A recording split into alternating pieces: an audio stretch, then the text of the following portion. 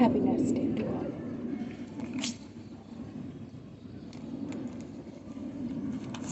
तो सबसे पहले सभी को हैप्पी नर्स डे।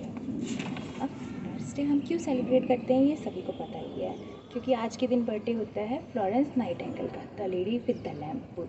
इसकी पीछे की कहानी मैं आपको सुना देती हूँ। चलो, तो फ्लोरेंस के जब फ्लोरेंस के माता पिता की शादी 1818 में हो गई थी और शादी के बाद वो गई इटली उन्हें इतना पसंद आ गया कि वो वहीं रहने लग गए और उनकी शादी के 2 साल बाद में उनकी बेटी हुई और उस टाइम पे वो इटली के फ्लोरेंस शहर में थे। तो उन्होंने अपनी बेटी का नाम रख दिया फ्लोरेंस। ज़्यादा दिमाग नहीं लगाया उन्होंने बेटी का नाम रखने में। और अब फ्लोरेंस जब कुछ 9 साल की थी तभी से उन्होंने डायरी रखना स्टार्ट कर दिया।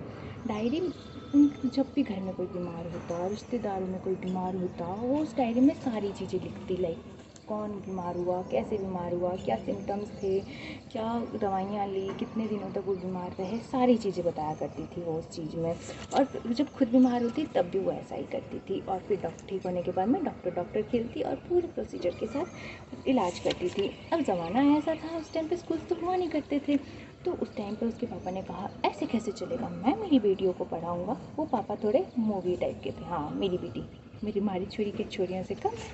तो उन्होंने अपनी बेटियों को घर पे ही पढ़ाया। उन्होंने उनको ग्रीक, लैटिन, पोइट्री सारी चीज़ें पढ़ाई। और जब फ्लोरेंस को उन चीज़ों में मज़ा आने लग गया तो उन्होंने उसको केमिस्ट्री, फिज़िक्स, लिटरेचर ये भी पढ़ाना स्टार्ट कर दिया। फ्लोरेंस को पढ़ाई के साथ साथ में एक चीज़ में और मज़ा आता था, वो था लोगों की सेवा करने में, लोगों की मदद करने में। अब देखते ही देखते फ्लोरेंस 17 साल की हो गई थी और उन्होंने घर पे एक बॉम्ब फोड़ दिया।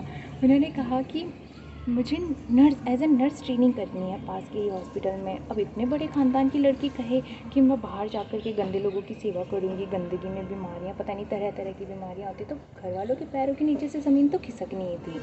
तो फिर क्या था, घर वालों ने मना कर दिया, क्योंकि स्ट्रिक्ट पेरेंट्स कब तक, पेरेंट्स अपने बच्चों की खुशी के लिए करते हैं लेकिन कब तक, उन्होंने साफ साफ मना कर दिया। अब फ्लोरेंस उदास होकर के बैठ गई।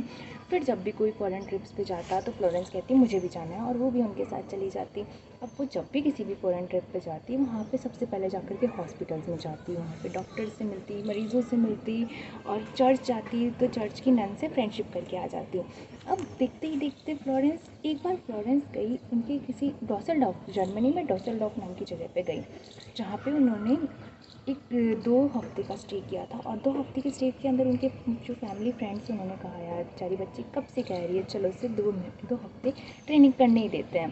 तो उन्होंने ट्रेनिंग की वहाँ पे। ट्रेनिंग करते करते उन्होंने फिर वो आई तो वो बहुत खुश थी और उन्होंने जो अपने 2 हफ्ते का एक्सपीरियंस था ना उसको वेस्ट ना करते हुए उसे एक आर्टिकल में लिख दिया। हाँ, अपना नाम नहीं लिखा था क्योंकि उसे भी पता था परिवार की इज्जत के बारे में, लेकिन लोगों का क्या है, लोगों को तो पता चल ही जाता है कि अभी जर्मनी से कौन आया था, और उन्होंने बता दिया। फिर घर वालों ने भी हाथ जोड़ लिए कि बेटा जो हो अब करो, जो तुम्हें करना है, हमारी तरफ से आप आ जाओ।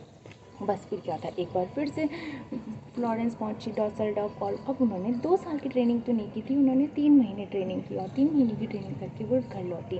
घर वालों ने कहा लंदन का घर खाली पड़ा है, तुम वहाँ अपना संगठन शुरू कर सकते हो, लेकिन उसने कहा नहीं, मुझे अभी और एक्सपीरियंस की ज़रूरत है। तो बस और एक्सपीरियंस लेने के लिए वो पहुँच गई लंदन। लंदन के अंदर अभी एक नया नर्सिंग इंस्टीट्यूट खुला ही था, गरीबों के लिए नहीं था, लेकिन नाम सुनिए इसका ज़रा, establishment for gentle women for illness. नाम सुन कर के हंसी आ जाएगी ना। बस फिर क्या था, फिर फ्लोरेंस ने वहाँ पे काम किया, सीखा, वो देखती डॉक्टर्स कैसे काम करते हैं, एक एक बारीकी से देखती, वो सफाई का पूरा ध्यान रखती थी। फ्लोरेंस को गंदगी बिल्कुल पसंद नहीं थी। फिर क्या था, उन्होंने वहाँ काम किया, 1 साल ट्रेनिंग किया और फिर वहाँ पे उन्होंने छोड़ दिया काम।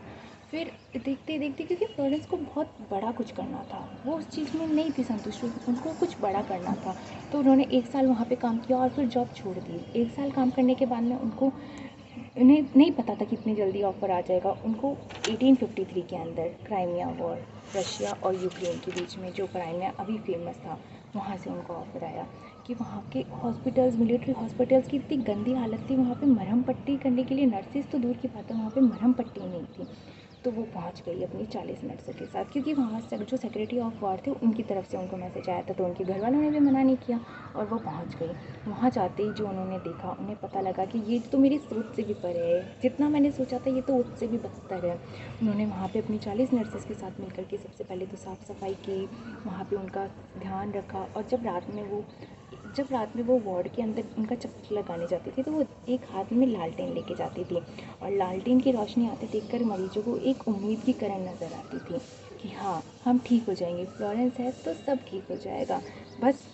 अब जहाँ अखबारों के अंदर बुरी खबरें छपती थी, वहीं हाथ में लालटेन लिए फ्लोरेंस की फ़ोटो आती थी, जो एक लोगों को, दुनिया को एक उम्मीद की किरण दी जाती थी। बस यहीं से फ्लोरेंस नाइटिंगेल का नाम पड़ा, the lady with the lamp. बस फिर क्या था, फिर फ्लोरेंस ने वहाँ के हालात सुधारे, और लेकिन वो यहीं पे रुकी नहीं थी। वो उसके बाद में 1853 में, फिर उसके बाद में वो रुकी नहीं। जैसे कि बचपन में उसकी डायरी लिखने की आदत थी, वो यहाँ पे भी वही करती थी। उसकी जो बचपन की हॉबी थी वो साइंटिफिक स्टैटिस्टिक्स का रूप ले चुकी थी। अब क्या था, वो उन्होंने टर्की के हालात सुधार दिए थे। टर्की के हालात सुधारने के बाद में अब उनका था कि मैं क्राइमिया जाऊँगी, लेकिन जिस चीज़ का डर था, उनकी बॉडी बहुत थक चुकी थी काम कर करके, तो वो क्राइमिया जाते ही उनको क्राइमियन फीवर हो गया, जिसके बारे में किसी को नॉलेज नहीं थी। लाइक अभी वो नई नई बीमारी आई थी, ना उसकी दवाई का पता था, ना उसकी नॉलेज के बारे में पता था कि कैसे ठीक होगी। उसमें बुखार होके रह नहीं जाती थी, बार बार बुखार होती थी बस। लेकिन वो रुकने वाली कहाँ थी, वो तो फ्लोरेंस थी। वो रुक जाती तो फिर कैसे होता। उन बीमार होने के बाद में भी उन्होंने कितनी, वो क्राइमिया गई, क्राइमिया के ऊपर उन्होंने एक रिपोर्ट लिखी, 800 पेजों की रिपोर्ट लिखी उन्होंने, कई किताबें लिखी उन्होंने, कई रिफॉर्म लेके आ गई। वो ब्रिटेन के अंदर रिफॉर्म लेके आ गई, उन्होंने सब कुछ किया। लाइक साइंटिफिक ब्रिटेन के अंदर रिफॉर्म लेके आ गई, एक ब्रिटेन के अंदर एक सैनिटरी इवोल्यूशंस लेके आ गई थी। और फिर ये देखते देखते अब उनकी नज़र पहुंची भारत पे। वो करीब 40 साल की थी जब उनकी नज़र पड़ी भारत पे, और लोगों को लगा था कि वो ज़्यादा नहीं जिएंगे क्राइमियन फीवर के बाद में, लेकिन उन्होंने अपनी ज़िंदगी के 50 साल भारत को दे दिए, भारत के हालात सुधारने में लगा दिए। उन्होंने भारत के जो उस टाइम के रॉयल थे उनको लेटर लिखा कि आपको भारत के लोगों की बिल्कुल चिंता नहीं है। उनके उनके बारे में उन्होंने इतना कुछ कहा, उनको इतना क्रिटिसाइज़ किया कि उन्होंने ब्रिटेन के अंदर पब्लिक हेल्थ रिफॉर्म लेके आ गई वो बस। और क्या था, अब इतना ही कह कर के वो रुकने वाली थोड़ी ना थी। उनका रुतबा ऐसा हो गया था कि जब 1863 के अंदर जॉन लॉरेंस का भारत वाइस रॉय अपॉइंट किया गया, तो वो पहले फ्लोरेंस के पास गए, उनसे मशवरा लिया कि मैं कैसे भारत के हालात सुधारूं। फ्लोरेंस की मेहनत का ही नतीजा था कि, और उनकी ज़रूरत के मुताबिक सैनिटरी डिपार्टमेंट सेट किया गया भारत में। यहाँ भारत के में अलग अलग स्वच्छता विभाग से उनकी, पहले फ्लोरेंस के पास रिपोर्ट जाती थी, फिर फ्लोरेंस उन्हें बताती थी कैसे करना है। फ्लोरेंस नाइटिंगेल को आज भले ही लोग लेडी विद द लैम्प के रूप में जाने, उनके नाम के याद किया जाए, लेकिन वो एक नर्स से कई गुना ज़्यादा थी। उन्होंने गरीबों की मदद की बिना किसी निस्वार्थ भाव के। और मेरे लिए तो फ्लोरेंस नाइटिंगेल तब बहुत ज़्यादा ज़रूरी है जब उन्होंने लंदन से अपने नर्सिंग होम से उन्होंने नर्सिस को भेजा इंडिया के हालात सुधारने के लिए। और पहला नर्सिंग इंस्टीट्यूट इस्टेब्लिश हुआ दिल्ली के अंदर, जिसका नाम था सेंट स्टेफन हॉस्पिटल, जो इंडिया का पहला नर्सिंग इंस्टीट्यूट था वीमेंस के लिए। बस यही कहानी थी हमारी फ्लोरेंस नाइटिंगेल की, the lady with the lamp. इनको जितनी इनके बारे में बताया जाए उतना कम है। इन्होंने, ये तो मैंने कुछ शब्द ही कहे हैं, लेकिन फ्लोरेंस नाइटिंगेल इन शब्दों से भी कई गुना बढ़ कर के थी। तो चलो आज हम उनको उनके बर्थडे के दिन रिस्पेक्ट देते हैं, और शपथ लेते हैं कि हम भी अपने पूरी ईमानदारी के साथ अपना काम करेंगे, पूरे निस्वार्थ भाव के साथ मरीज़ों का सेवा करेंगे, ना उनकी जाति धर्म देखे, सब कुछ देखे। आओ हम शपथ लेते हैं।